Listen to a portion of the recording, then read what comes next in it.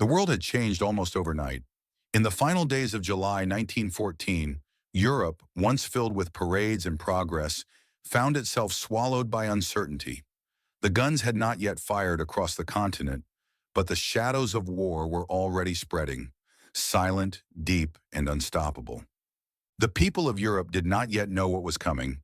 They could not imagine trenches, gas, or endless stalemates. They saw uniforms polished for parades, flags waving proudly, and headlines that promised glory. In every capital, men were marching, not to death, but they believed to destiny. This is the story of how the shadows of 1914 crept across the world, long before the thunder of war began. Europe at the dawn of the 20th century was a continent of contrasts. There was beauty, wealth, invention. But beneath it all, there was fear. Each nation felt surrounded by enemies. Every empire watched the others, measuring, guessing, preparing. Germany had risen to power with astonishing speed. Its factories, its army, its people, all driven by ambition.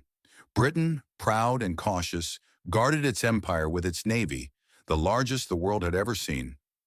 France still remembered the humiliation of 1871, when it lost Alsace-Lorraine to Germany. Russia, vast and restless, looked south to protect the Slavs and expand its influence. In Austria-Hungary, an empire of many nations, stood fragile, too divided to survive another shock. Across Europe, secret plans were written, alliances signed, and promises made. But these were not plans for peace, they were blueprints for disaster. The alliances that tied nations together were meant to protect them. Instead, they built a trap. Germany and Austria-Hungary stood side by side as the Central Powers. France, Britain, and Russia formed the Triple Entente. Each side swore that if one nation was attacked, the others would come to its aid. It was a balance of fear, a house of cards built on pride. All it needed was one tremor. When the Archduke Franz Ferdinand was assassinated in Sarajevo, that tremor came. What might have been a local crisis turned into a test of loyalty. Austria-Hungary saw an opportunity to crush Serbia once and for all. Germany promised its blank check of support. Russia vowed to defend Serbia. France and Britain prepared for war. In a matter of days, telegrams turned into mobilizations. Mobilizations turned into declarations, and declarations turned into death. In August 1914, Europe erupted. Millions of men left their homes, some marching proudly through cheering crowds, others silently boarding trains to the unknown. Posters promised honor, excitement, even adventure. Few realized that those trains were not taking them to glory, but to graves. In Germany, soldiers carried flowers given by smiling women.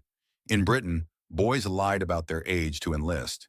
In France, farmers said goodbye to their families and kissed the soil they might never see again.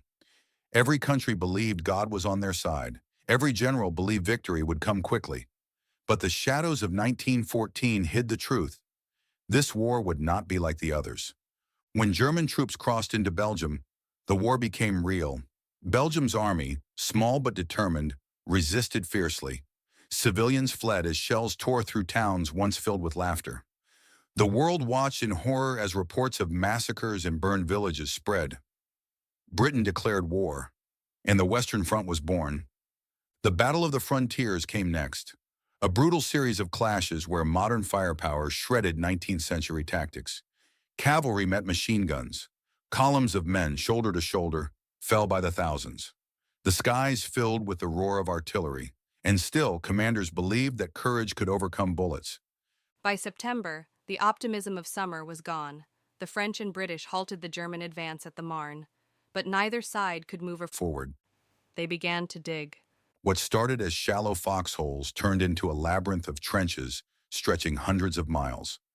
Soldiers lived, fought, and died in the mud. The smell of gunpowder mixed with rot. Rats feasted on the fallen. Letters home were filled with hope, even as the world above them fell apart. No one had imagined a war like this, a war of exhaustion where victory meant survival. The romantic image of a short, glorious conflict faded into the grim reality of endurance. And yet even here, in the darkness of the trenches, life went on. Men shared food, laughter, and stories. They created small worlds inside the chaos, holding on to humanity where it seemed lost. The shadows of 1914 did not stop at Europe's borders. Colonies were drawn into the conflict, dragged by their empire's ambitions. From Africa to Asia, men who had never seen Europe were sent to die for nations they barely knew. In the deserts of the Middle East, the Ottoman Empire joined the Central Powers. In Asia, Japan declared war on Germany, seeking to expand its reach. The world was now fully at war. What began as an assassination in a quiet Balkan city had become a global inferno. By the end of 1914, millions were dead or missing. Cities were in ruins, families shattered, and the war, which everyone thought would end by Christmas, showed no sign of stopping. The governments promised victory. The people prayed for peace. But in the trenches, soldiers learned the truth. There would be no winners, only survivors.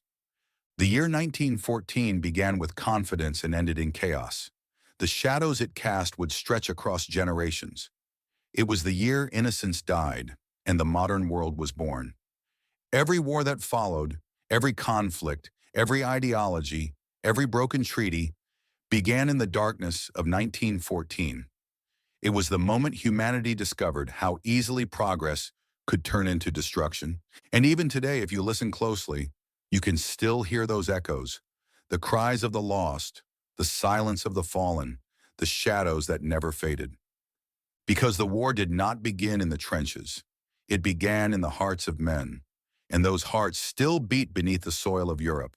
The war tales, true stories from the battlefield, from the first shadows to the final dawn.